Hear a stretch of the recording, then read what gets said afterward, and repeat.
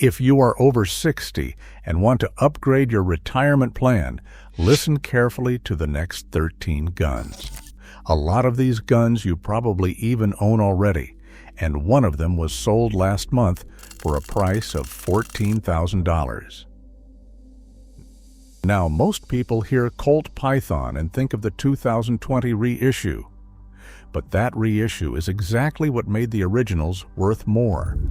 When Colt brought the Python back, collectors examined the new version closely. The internals were different. The hand fitting was gone.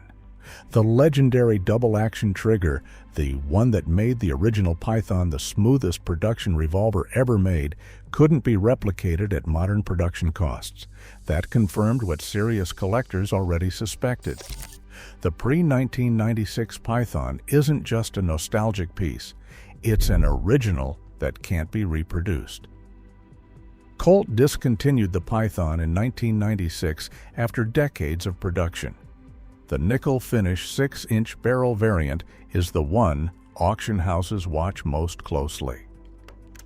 Rock Island auction records show pre-1996 Pythons in excellent condition, regularly clearing $3,000 to $6,000. Consecutive number pairs have gone higher. But here's what most people don't know. Colt's internal quality control on the Python was tightest between 1955 and the mid-1970s. Those early examples, especially in the original royal blue finish, carry a premium above even the standard pre-1996 market. If you own one, check the date stamp before you do anything else. The Winchester Model 12 has a nickname that stuck for a reason: the perfect repeater. Winchester produced it from 1912 to 1964, but then the bean counters stepped in. In 1964, Winchester retooled its entire production line to cut costs. The Model 12 that came out after that year was a different gun. Different fit, different finish, different feel. Collectors drew a hard line at 1964, and they've never moved it. Pre-1964 Model 12s in original condition with full factory finish, no refinishing, and no modifications are the ones that matter. The 16-gauge and 28-gauge variants are the scarcest. Winchester made far fewer of those than the standard 12-gauge, and attrition over 60 years has thinned the surviving population further. But here's what most people overlook. Trap and Skeet grade Model 12s, the competition variants with ventilated ribs and custom stocks, were made in extremely limited numbers. A Trap grade Model 12 in unaltered condition can clear $4,000 at auction without breaking a sweat. If you inherited one and haven't looked at it closely, look again. The Browning Auto 5 ran for 68 years. That's not a typo. John Browning designed it in 1898. It went into production in 1902. It didn't stop until 1998. But the gun that collectors want is not the full production run. It's specifically the Belgian FN manufactured version, made in Herstal, Belgium, before 1976. After 1976, production shifted to Miroku in Japan. The Japanese guns are well made, but they are not Belgian guns. Collectors know the difference immediately. The FN marked receiver, the hand-fitted components, the specific proof marks from the Liege proof house. These details separate the two production runs at a glance. But here's the detail most owners miss. The Sweet 16, Browning's 16-gauge Auto 5 variant, was made in smaller numbers than the 12-gauge, and Belgian Sweet 16s in original condition have been tracking upward faster than any other Auto 5 variant for the last decade. A Belgian Sweet 16 in 95% original finish is not a $400 gun anymore. Not even close. Dirty Harry pointed a Model 29 at the camera in 1971 and asked if you felt lucky. What he didn't tell you is that the gun he was holding had features that Smith & Wesson quietly eliminated a decade later. the pinned barrel, the recessed cylinder. Those two features define the collectible Model 29. Smith & Wesson removed the pinned barrel in 1977. The recessed cylinder, where each chamber is individually countersunk to accept the cartridge rim, disappeared around the same time. The official designations are no dash and early dash variants. No dash means no engineering change suffix after the model number. Those are the earliest and most desirable.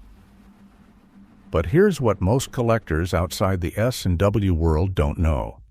The 8 3/8 inch barrel variant was a special order configuration. It was never a standard catalog item in the early production runs. Finding a no-dash Model 29 in the 8 3/8 inch configuration in original condition with the original box and papers is the kind of find that stops a room at auction. Rock Island has moved examples like that well past $4,000. If you own a Model 29 and you're not sure which variant it is, check the model stamp inside the yoke.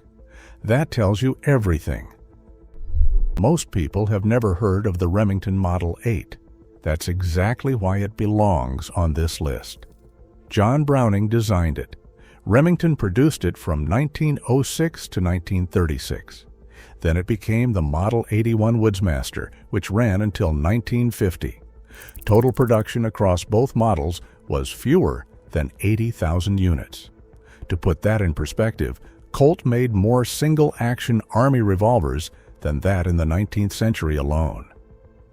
The Model 8 and Model 81 use a long recoil operating system that Browning never applied to another rifle design. The entire barrel and bolt recoil together inside the external barrel sleeve.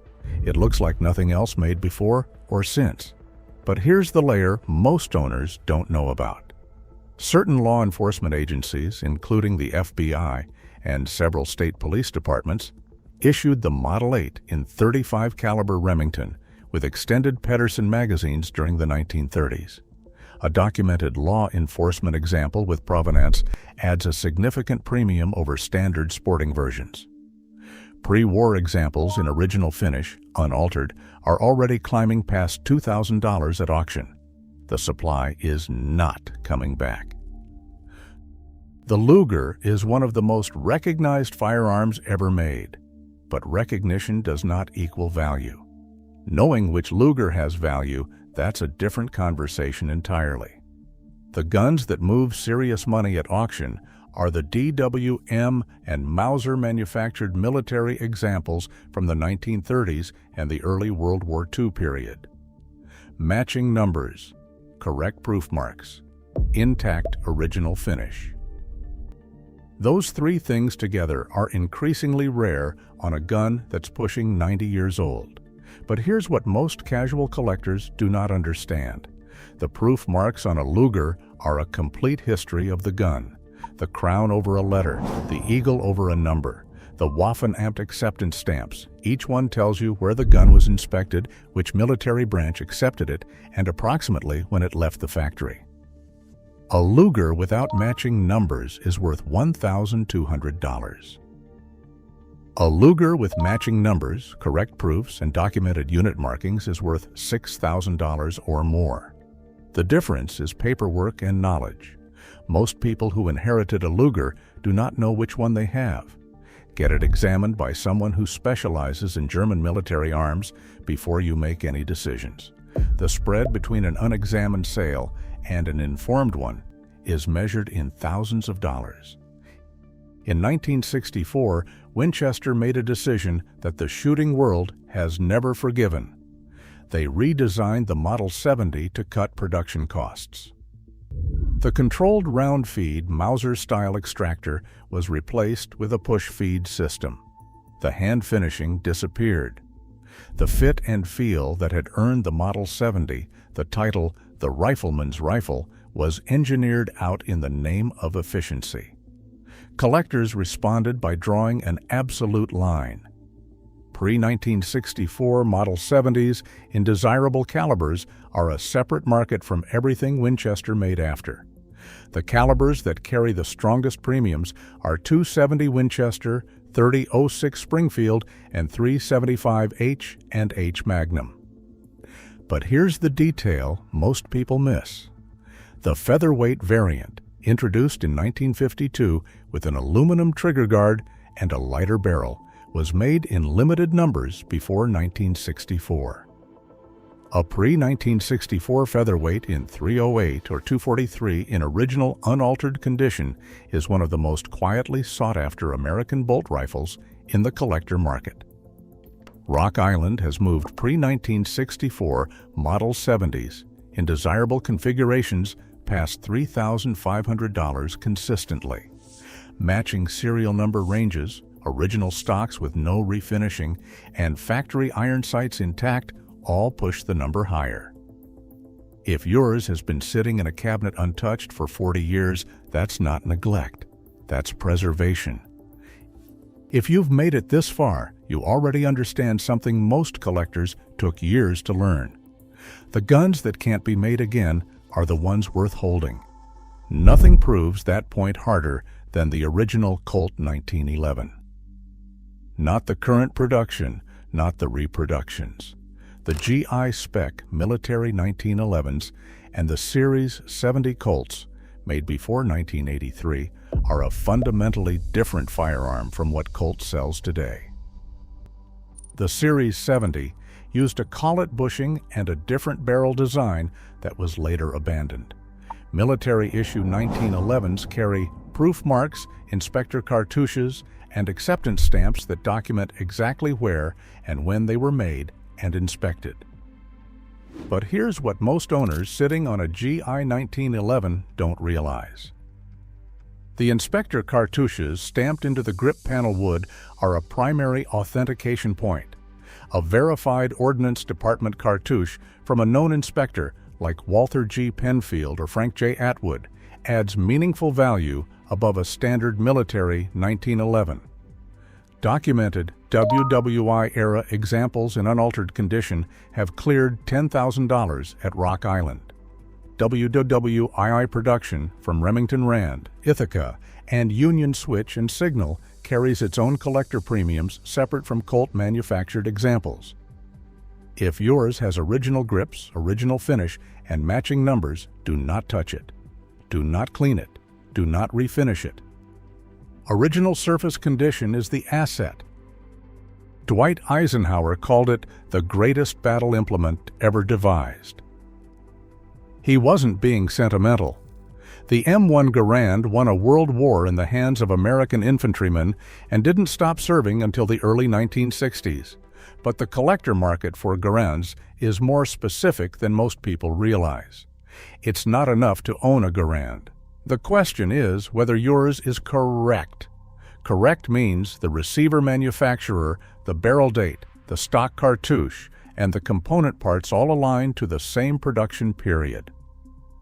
A Springfield Armory receiver with a World War II-era barrel date and a visible ordnance wheel cartouche in the stock is a documented piece of American military history.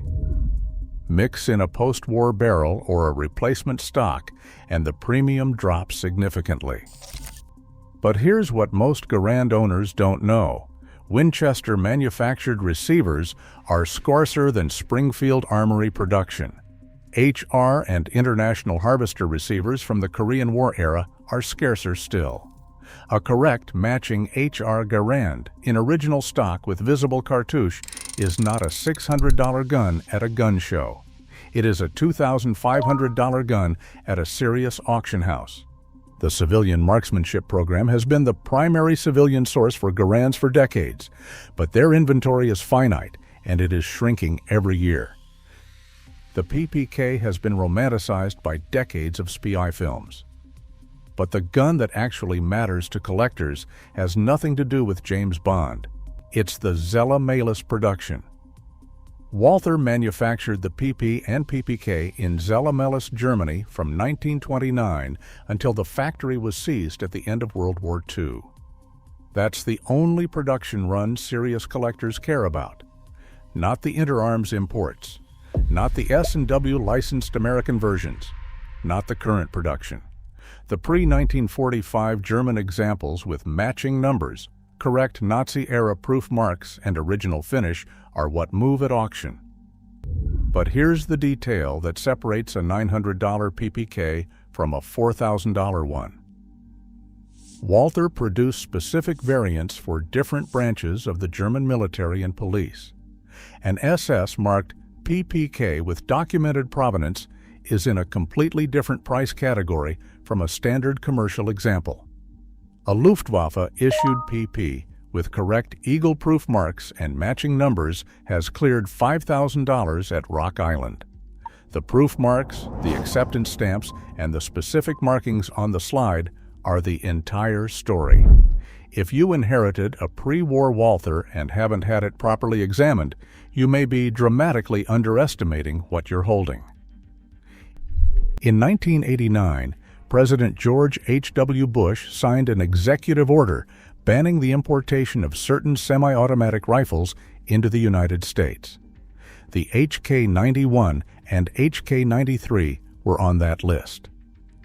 The day that order took effect, the supply of commercially imported HK91s and HK93s into the American civilian market froze permanently.